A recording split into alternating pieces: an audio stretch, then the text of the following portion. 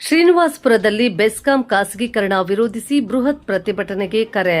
ರಾಜ್ಯದ ಸಾರ್ವಜನಿಕ ವಿದ್ಯುತ್ ವಿತರಣಾ ವ್ಯವಸ್ಥೆಯನ್ನು ಖಾಸಗೀಕರಣಗೊಳಿಸಿ ಟಾಟಾ ಕಂಪನಿಗೆ ಹಸ್ತಾಂತರಿಸುವ ಕ್ರಮವನ್ನು ವಿರೋಧಿಸಿ ಶ್ರೀನಿವಾಸಪುರದಲ್ಲಿ ವಿವಿಧ ಜನಪರ, ಕನ್ನಡಪರ ಹಾಗೂ ದಲಿತ ಪರ ಸಂಘಟನೆಗಳು ಮತ್ತು ಬೆಸ್ಕಾಂ ಇಲಾಖೆಯ ನೌಕರರ ಒಕ್ಕೂಟದ ವತಿಯಿಂದ ಸೋಮವಾರ ಬೃಹತ್ ಪ್ರತಿಭಟನೆ ಹಾಗೂ ಮೆರವಣಿಗೆ ಹಮ್ಮಿಕೊಳ್ಳಲಾಗಿದೆ. ಸೋಮವಾರ ಬೆಳಗ್ಗೆ 11 ಗಂಟೆಗೆ ಶ್ರೀನಿವಾಸಪುರದ ಪ್ರವಾಸಿ ಮಂದಿರದಿಂದ ತಹಶೀಲ್ದಾರ್ ಕಚೇರಿವರೆಗೆ ಬೃಹತ್ ಮೆರವಣಿಗೆ ನಡೆಯಲಿದ್ದು, ಖಾಸಗೀಕರಣದ ವಿರುದ್ಧ ಪ್ರತಿಭಟನೆಕಾರರು ತಮ್ಮ ಆಕ್ರೋಶ ವ್ಯಕ್ತಪಡಿಸಲಿದ್ದಾರೆ.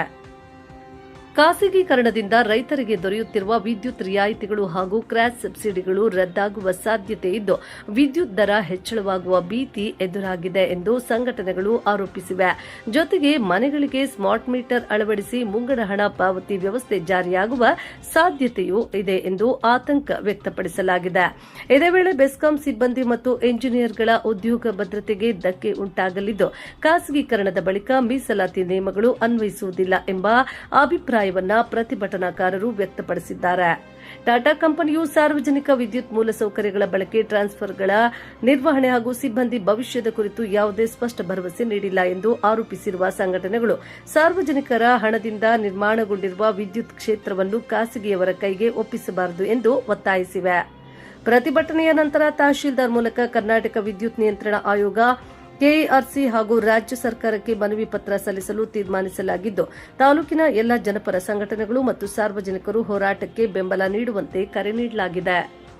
ಶ್ರೀನಿವಾಸಪುರದಿಂದ ರೈತ ಪರ, ಕನ್ನಡ ಪರ, ದಲಿತ ಪರ, ಜನಪರ ಸಂಘಟನೆಗಳು ಮತ್ತು ವಿದ್ಯುತ್ ಬೆಸ್ಕಾಂ ಇಲಾಖೆಯ ನೌಕರರ ಒಟ್ಟುಗೂಡಿ ಸಂಯುಕ್ತ ಹೋರಾಟದ ಹೆಸರಿನಲ್ಲಿ ದಿನಾಂಕ 22 ಸೋಮವಾರ ಬೆಳಗ್ಗೆ 11 ಗಂಟೆಗೆ ಕರ್ನಾಟಕದ ಏನು ಇವತ್ತು ಇರ್ತಕ್ಕಂಥ ಸಾರ್ವಜನಿಕ ವಿತರಣಾ ವ್ಯವಸ್ಥೆ ಏನಿದೆಯೋ, ವಿದ್ಯುತ್ತಿನ ವಿತರಣಾ ವ್ಯವಸ್ಥೆ ಖಾಸಗೀಕರಣ ಮಾಡ್ತಾ ಇರ್ತಕ್ಕಂಥ ಟಾಟಾ ಕಂಪನಿಗೆ ಅದನ್ನು ಹಸ್ತಾಂತರ ಮಾಡ್ತಾ ಇರ್ತಕ್ಕಂಥದ್ರ ವಿರುದ್ಧ ಒಂದು ದೊಡ್ಡ ರೀತಿಯಾದಂಥ ಪ್ರತಿಭಟನೆಯನ್ನು ಇಲ್ಲಿ ಹಮ್ಮಿಕೊಂಡಿದ್ದೀವಿ.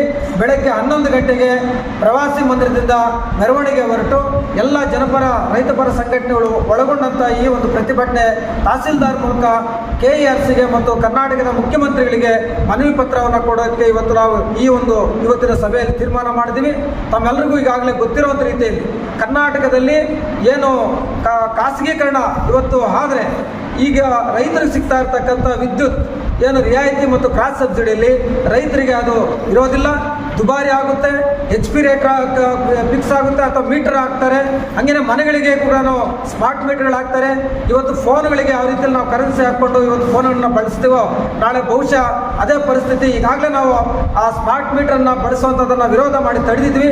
ಬಹುಶಃ ಇದು ಟಾಟಾ ಕಂಪನಿಗೆ ಏನಾದರೂ ಹಸ್ತಾಂತರ ಆದರೆ ಎಲ್ಲರಿಗೂ ಕೂಡ ಕಡ್ಡಾಯ ಮೀಟರೀಕರಣ ಆಗುತ್ತೆ. ಮತ್ತು ಈಗಿರ್ತಕ್ಕಂಥ 5 ರೂಪಾಯಿ 10 ರೂಪಾಯಿ ಯೂನಿಟಿನ ಬೆಲೆ 50ರಿಂದ 100 ರೂಪಾಯಿ ಆಗುತ್ತೆ. ಬರೀ ಲೂಟಿ ಮಾಡಲಿಕ್ಕೆ ಇವತ್ತು ಟಾಟಾ ಕಂಪನಿ ಇವತ್ತು ಮುಂದಾಗಿದೆ. ಹಾಗಾಗಿ ಈ ಸಾರ್ವಜನಿಕ ಕ್ಷೇತ್ರದ ವಿದ್ಯುತ್ ವಿತರಣಾ ವ್ಯವಸ್ಥೆಯನ್ನು ನಾವು ಖಾಸಗೀಕರಣ ಮಾಡಲಿಕ್ಕೆ ಬಿಡೋದಿಲ್ಲ. ಖಾಸಗೀಕರಣ ಆದರೆ ನಮ್ಮ ಇದರಲ್ಲಿ ಕೆಲಸ ಮಾಡ್ತಾ ಇರತಕ್ಕಂಥ ಇಂಜಿನಿಯರ್ಗಳಿರ್ಬೋದು, ನೌಕರರಿರ್ಬೋದು, ಸಿಬ್ಬಂದಿ ಇರ್ಬೋದು, ಅವರಿಗೆ ಯಾವುದೇ ರೀತಿಯಲ್ಲಿ ಭದ್ರತೆ ಇರೋದಿಲ್ಲ ಮತ್ತು ಮೀಸಲಾತಿ ಇರೋದಿಲ್ಲ. ಖಾಸಗೀಕರಣ ಆದಾಗ ಎಲ್ಲೂ ಕೂಡ ಮೀಸಲಾತಿಯನ್ನು ಅವರು ಫಾಲೋ ಅಪ್ ಮಾಡೋದಿಲ್ಲ. ಹಾಗಾಗಿ ಈ ಒಂದು ದುಬಾರಿ ಆಗಲಾರದಂಥ ವಿದ್ಯುತ್ತನ್ನು ನಾವು ತಡಿಲಿಕ್ಕೆ, ಇದು ಸಾರ್ವಜನಿಕ ಕ್ಷೇತ್ರವಾಗಿ ಉಳಿಲಿಕ್ಕಾಗಿ ಮತ್ತು ಸಿಬ್ಬಂದಿಗೆ ರಕ್ಷಣೆ ಕೊಡುವಂಥ ಒಂದು ಈ ವ್ಯವಸ್ಥೆಯನ್ನು, ಯಾಕಂದರೆ ಕರ್ನಾಟಕದಲ್ಲಿ ಇತ್ತೀಚಿನವರೆಗೂ ಕೂಡ ಸರ್ಕಾರ ಇನ್ವೆಸ್ಟ್ಮೆಂಟ್ ಮಾಡಿದೆ, ಸಾರ್ವಜನಿಕ ಹಣ ಹೂಡಿಕೆ ಆಗಿದೆ ಆ ಕ್ಷೇತ್ರದಲ್ಲಿ. ಅಂಥ ಒಂದು ಇದನ್ನು ಇವತ್ತು ಸಮಾನಾಂತರವಾಗಿ ವಿದ್ಯುತ್ ಸರಬರಾಜು ಮಾಡ್ತೀವಿ ಅಂತ ಹೇಳುವಂಥ ಟಾಟಾ ಕಂಪನಿಯವರ ಆ ಅರ್ಜಿಯಲ್ಲಿ ಯಾವುದೇ ರೀತಿಯಾದಂಥ ಅವರು ಗ್ಯಾರಂಟಿ, ಭದ್ರತೆ ಅಥವಾ ಖಾತ್ರಿಯನ್ನು ಮಾಡಿಲ್ಲ. ನಮ್ಮ ಇವತ್ತಿನ ವಿತರಣಾ ವ್ಯವಸ್ಥೆ ಕೇಂದ್ರಗಳ ಪರಿಸ್ಥಿತಿ ಏನು ಮಾಡ್ತೀವಿ ಅಂತಕ್ಕಂಥದ್ದು, ಟ್ರಾನ್ಸ್ಫರ್ ಮಾಡಿ ಹೆಂಗೆ ಬಳಸ್ತೀವಿ ಅಂತಕ್ಕಂಥದ್ದು, ಅಥವಾ ಸಿಬ್ಬಂದಿಯನ್ನು ಯಾವ ರೀತಿಯಲ್ಲಿ ಇಟ್ಕೊಂಡು ಕೆಲಸ ಮಾಡ್ತೇವೆ ಅಂತಕ್ಕ ಯಾವುದೇ ವಿಧವಾದಂಥ ಅವರು ಖಾತ್ರಿಯನ್ನು ಮಾಡದೇ ಇರತಕ್ಕಂಥದ್ದು ಎಲ್ಲರಿಗೂ ಅನುಮಾನ ಇದೆ. ಹಾಗಾಗಿ ಇಡೀ ಕರ್ನಾಟಕದಲ್ಲಿ ಎಲ್ಲ ಇವತ್ತು ಸಂಘಟನೆಗಳು, ಜನಪರ, ಕನ್ನಡ ಪರ, ರೈತಪರ ಸಂಘಟನೆಗಳು ಹೋರಾಟ ಮಾಡ್ತಾ ಇದ್ದಾರೆ. ನೌಕರರು ಕೂಡ ಹೋರಾಟ ಮಾಡ್ತಾ ಇದ್ದಾರೆ. ಹಾಗಾಗಿ ನೌಕರ ಹೋರಾಟಕ್ಕೆ ನಾವೆಲ್ಲರೂ ಕೂಡ ಶ್ರೀನಿವಾಸಪುರ ತಾಲೂಕಿನ ಎಲ್ಲ ಜನಪರ ಸಂಘಟನೆಗಳು ಬೆಂಬಲವಾಗಿ ನಿಂತು ಈ ಹೋರಾಟವನ್ನು ಯಶಸ್ವಿಗೊಳಿಸ್ತಾ ಇದ್ದೀವಿ.